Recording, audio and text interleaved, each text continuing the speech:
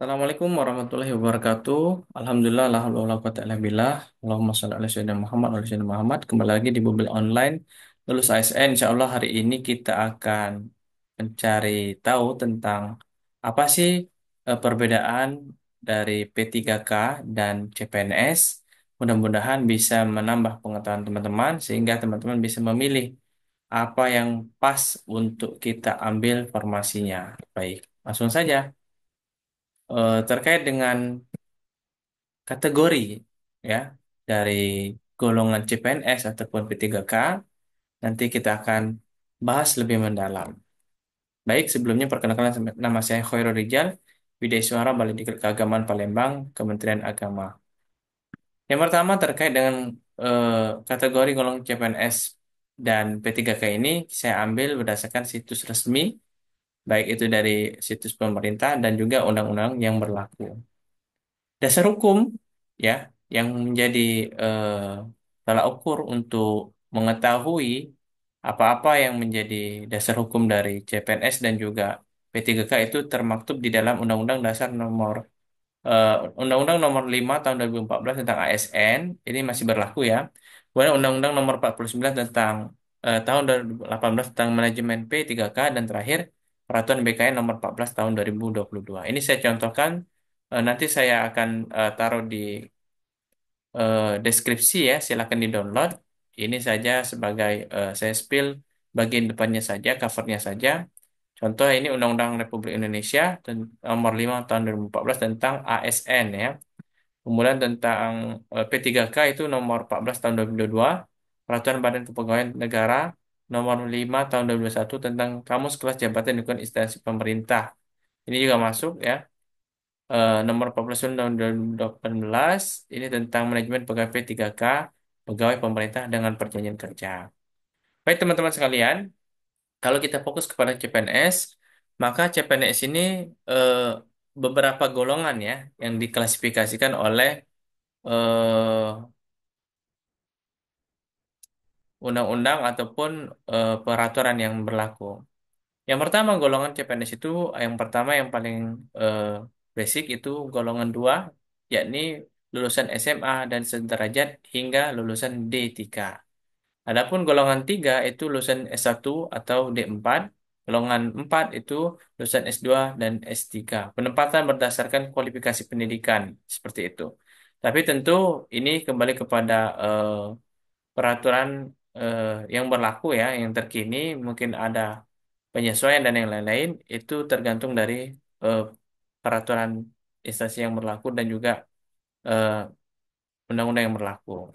Kenaikan pangkat dan gaji CPNS. Ini kita fokus kepada CPNS berdasarkan masa kerja dan prestasi kerja. Itu kalau mau diangkat menjadi eh, meningkat ya golongannya. Dan juga termasuk include mengikuti juga dengan gajinya akan meningkat. Dan tentunya seharusnya seyogyanya diatur oleh instansi masing-masing. Jadi disesuaikan mau dari pemerintahan, kabupaten, kota maupun provinsi atau pusat atau bahkan di instansi pemerintah atau contohnya dinas-dinas atau kementerian.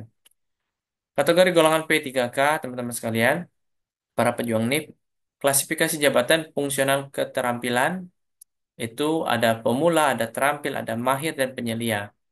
Kemudian fungsional keahlian itu ada ahli pertama, ahli muda, ahli madya, dan ahli utama. Golongan eh, P3K 2, yang kedua adalah golongan gaji. Tentu di P3K ini berdasarkan jabatan dan masa kerjanya. Kenaikan setelah masa kerja tertentu dan kinerja minimal baik. Nah, untuk batas pensiunnya, untuk P3K ini, untuk keterampilan ahli muda pertama itu usianya batasnya 58 tahun, kemudian 60 tahun, alhamdulillah. 60 tahun itu adalah pimpinan tinggi atau madya dan terakhir ahli utama itu berusia maksimal 65 tahun. Secara general saya akan sedikit mengulas tentang perbandingan CPNS dan P3K. Secara aspek, secara status ya ataupun panjangan CPNS itu calon pegawai negeri sipil atau kalau udah diangkat menjadi PNS. Kemudian P3K pegawai pemerintah dengan perjanjian kerja atau P3K. Dan terkait dengan pengangkatan CPNS ini permanen ya selama-lamanya sampai meninggal ya.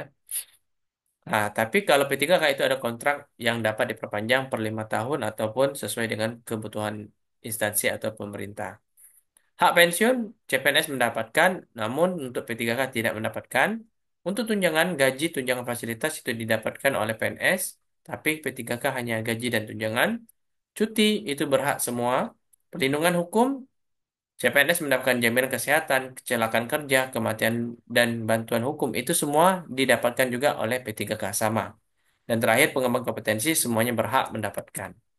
Baik, teman-teman, untuk lebih detail silakan dilihat Peraturan BKN nomor 14 2022, Kemenpan RB nomor 15 tahun 2025, dan jangan lupa dilihat di situs bkn.go.id, menpan.go.id, jdih.menpan.go.id. Semuanya termaktub di dalam website ini dan referensi. Mudah-mudahan bermanfaat sebagai informasi. Eh, Sebagai penutup, teman-teman, saya mengambil dari situs atau regulasi terresmi. Untuk lebih lanjut, silakan dilihat, kunjungi instansi yang terkait. Terima kasih atas partisipasinya. Jangan lupa follow YouTube channel kami, Khairul Rijal Official, dan juga IG dan TikTok Bimbel Lulus ASN. Terima kasih, kami akhiri. Wassalamualaikum warahmatullahi wabarakatuh.